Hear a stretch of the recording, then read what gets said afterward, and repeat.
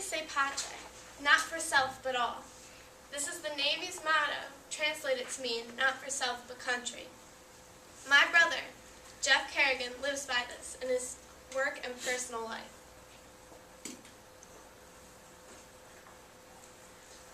I am nominating my big brother Jeff because he makes me want to be a better person. His background, contributions, and awards, and the impact he's had on me show the type of person he is and that I aspire to be. I want you all to know him.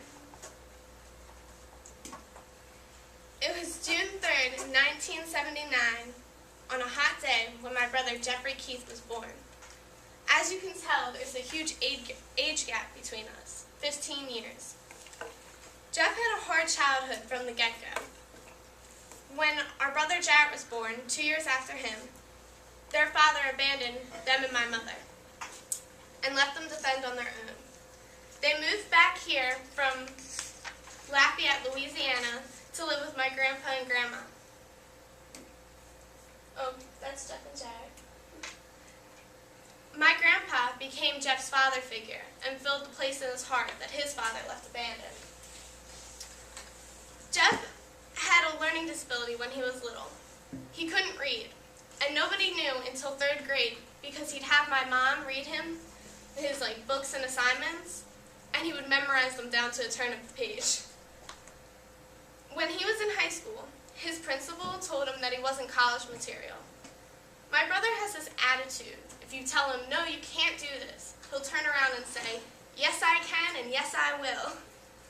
Well, he did. He is now 2 courses away from graduating, and I'm so proud.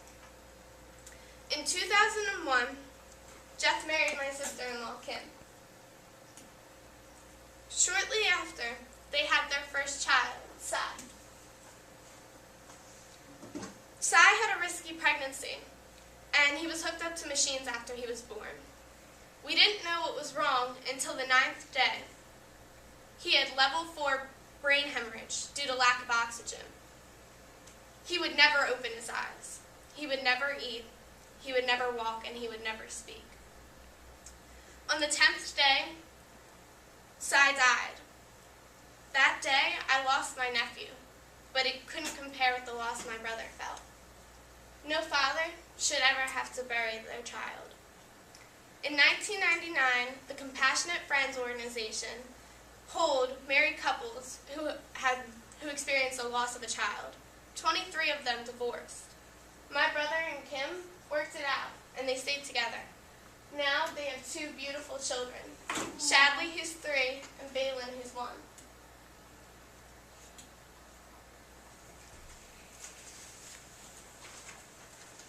My brother has been giving back since he was my age. When he was young, he volunteered through our church and helped the elderly. Now, he runs marathons to raise money and does charities through the Navy. He has won countless awards. Some of them include Sailor of the Year, a Combat Action Ribbon, a Joint Merit Service Medal, 3 Navy Good Conduct Medals, and at least a dozen more.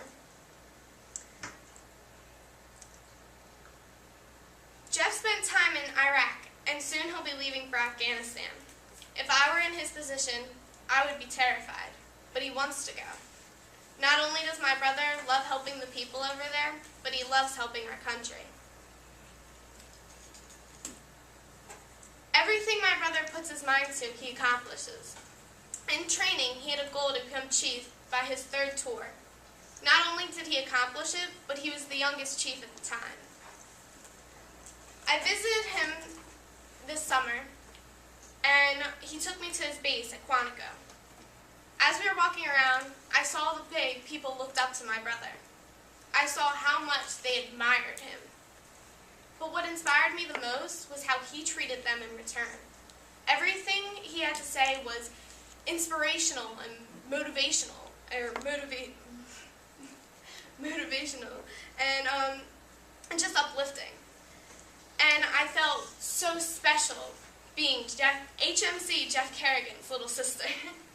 His hard work shows through his achievements and respect. Ever since I was a little girl, my brother has been my hero. When I was really little, we looked a lot alike, so I was constantly mistaken as his daughter.